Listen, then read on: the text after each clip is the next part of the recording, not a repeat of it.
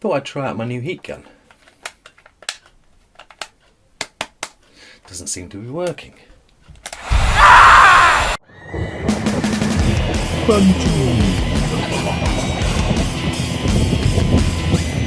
I love the face melting effect in Raiders of the Lost Ark, and I've always wanted to give it a go myself, so here's my attempt. I started off with this old Halloween decoration, which I stripped down to the bare bones, so to speak, and was left with a nice skull and this neck and shoulder piece. I also had this Halloween candle, which I thought I'd use as it had red and flesh coloured wax in it. I didn't know if I'd have enough red wax for what I needed, but found a few of these cheeses in the fridge, which are covered in a nice malleable red wax coating. Then I made some eyeballs out of polymer clay and baked them in the oven until they were hard.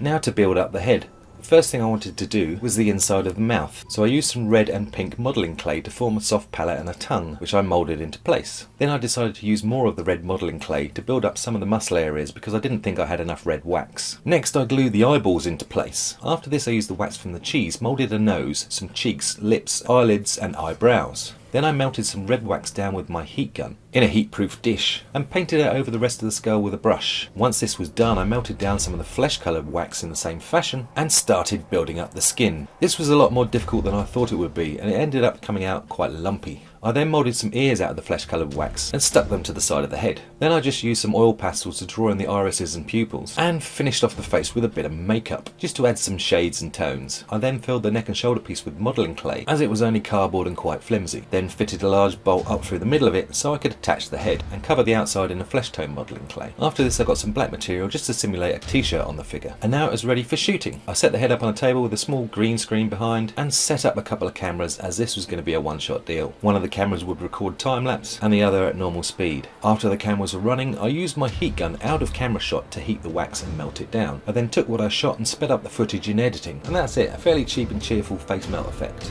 I know it's not brilliant, and if I'd been doing this for a short film I would have spent a lot more time on it, but you get the general idea. I hope you've enjoyed this video. Thanks for watching and happy PHANTOMWEEN!